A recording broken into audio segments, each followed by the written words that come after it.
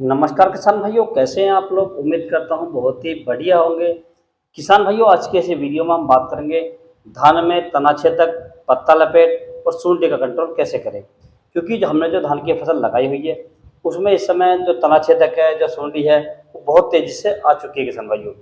काफ़ी किसानों ने ये कमेंट्स किए हैं कि धान में जो पत्तियाँ हैं वो लिपट रही हैं ऊपर से, उनके अंदर जाला सा बन रहा है और हम जब उसे खोल कर देखते हैं तो उसके अंदर बारीक सूंडी निकलती है, जिस प्रकार की गन्ने में सूंडी होती है।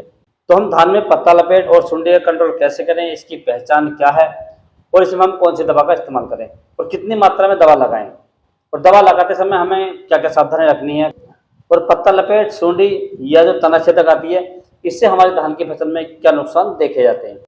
तो इसके बारे में किसान भाई मैं आपको पूरी जानकारी दूंगा, तो आप वीडियो को पूरा देखें, अंत तक देखें, ताकि आपको सही जानकारी प्राप्त हो सके। और जो किसान भाई चैनल पर पहली बार आए उनसे छोटी सी रिक्वेस्ट है कि वीडियो को लाइक करें, चैनल को सब्सक्राइब कर लें और पास वाली घंटी को भी दबा दें, ताकि हमारे आने वाले ऐसे ही नए वीडियो आपको सबसे पहले प्राप्त होते रहें।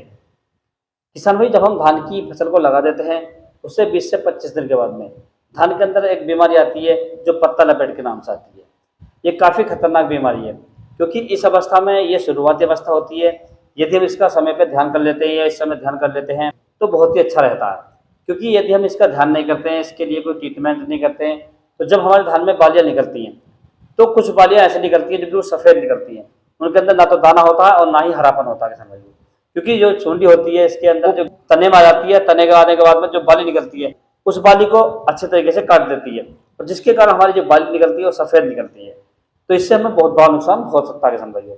मैंने देखा कि काफ़ी किसानों की जो फसलें होती है उनके अंदर लगभग 30 से 35% जो बाली होती है वो सफ़ेद निकलती है, क्योंकि वो अपनी फसल में समय पर दवाई नहीं लगाते हैं।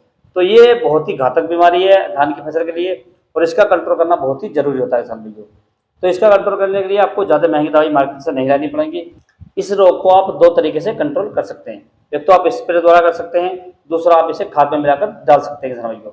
दोनों ही तरीके में सटीक तरीका है, दोनों ही अच्छे तरीके हैं, और दोनों ही तरीकों में आपकी जो धान की फसल है उसके अंदर जो पत्ता लपेट है या सूंडी है या तना छेदक है अच्छे से कंट्रोल हो जाएगी किसान भाइयों। तो इसके लिए मैं आपको दवाइयाँ जो बता रहा हूँ किसान भाई, ये आपको मार्केट से लेकर आनी है और अपने खेत में अच्छे से इन्हें अप्लाई करना है किसान भाइयों। आप देखेंगे कि आपकी जो फसल है उसके अंदर से लगभग 2 से 3 घंटे के अंदर अंदर ही इस रोग का पूरी तरीके से कंट्रोल हो जाएगा किसान भाइयों। तो इसके बारे में सर मैं आपको 2 तरीके से दवाई बताने जा रहा हूँ। पहले किसान भाई मैं आपको स्प्रे में बताता हूँ कि आपको स्प्रे में कौन सी दवा लगानी है किसान भाइयों। तो आपको मार्केट से लेकर आनी है किसान भाइयों इमामेक्टिन बेंजोएट 5%, ये आपको 100 ग्राम प्रति एकड़ लेनी है किसान भाइयों। इसके साथ किसान भैया आपको लेनी है जो लैम्डा सेल्यूथ्रिन आता है, 5% वाला ले सकते हैं या 4.9% वाला ले सकते हैं, कोई सा भी ले सकते हैं। आपको इसकी डोज आपको 250 ml प्रति एकड़ ले ली किसान भाइयों। इन दोनों का आप आपस में मिक्स कर लें, और मिक्स करने के बाद किसान भाइयों आप लगभग 150 लीटर पानी में अपने खेत में स्प्रे कर दें। स्प्रे सुबह के समय में करें या शाम के समय में, किसी भी समय कर सकते हैं। इसमें कोई बाउंडेशन नहीं है, कोई भी दिक्कत नहीं है, क्योंकि हम केवल कीटनाशक का प्रयोग कर रहे हैं किसान भाइयों। तो इसे हम किसी भी समय लगा सकते हैं। और धान की फसल में जब आप इसे लगाएं तो आपकी जो धान की फसल है उसके अंदर पर्याप्त नमी होनी चाहिए किसान भाइयों। क्योंकि जब हम इसे स्प्रे करेंगे इसका, तो लगभग हमें 48 घंटे के बाद इसमें सिंचाई करनी है किसान भाइयों, इससे पहले नहीं करनी है, ताकि जो सूंडी है, जो उसके अंदर पत्ता लपेट है या जो तना छेदक है वो अच्छे से कंट्रोल हो जाए। तो इस तरीके से आप स्प्रे द्वारा लगा सकते हैं।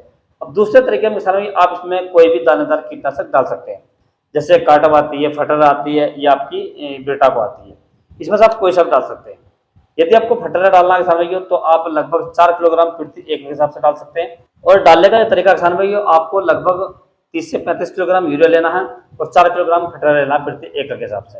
इन दोनों को आप अच्छे से मिक्स करें, और मिक्स करने के बाद आप अपनी फसल में शाम के समय में फेंक दें और सुबह को उसकी सिंचाई कर दें। सिंचाई हल्की करें किसान भाई, ज़्यादा न करें, ताकि खेत से पानी बाहर ना निकले, और लगभग 2 से 3 इंच पानी भरें, इससे ज़्यादा ना भरें। और इसकी जो अगली सिंचाई आपको लगभग 3 दिन के बाद कर देनी है। यदि आप बेटाको लगा रहे हैं तो भी आपको इस प्रकार से लगानी है, यदि आप कार्टप लगा रहे हैं तो भी आपको इस प्रकार से ही लगाना है किसान भाइयों। इस दवा को डालने के बाद किसान भाई आपकी जो फसल है उसमें लगभग 2 से 3 दिन में ये जो सूंडी आती है या जो पत्ता लपेट आती है या तना छेदक आती है, 2 से 3 दिन में पूरी तरीके से कंट्रोल हो जाएगी किसान भाइयों। तो इन दोनों तरीकों से आप किसान भाई अपने धान की फसल से पत्ता लपेट, सूंडी या जो आपका तना छेदक होता है इसे आसानी से कंट्रोल कर सकते हैं। तो इस रोग पर किसान भाई आपको बहुत ज़्यादा ध्यान देना है, क्योंकि ये जो रोग हमारी धान की फसल में आता है ये हमारी पैदावार को लगभग 30 से 35% तक कम कर सकता है किसान भाइयों। तो आप इसका विशेष ध्यान रखें।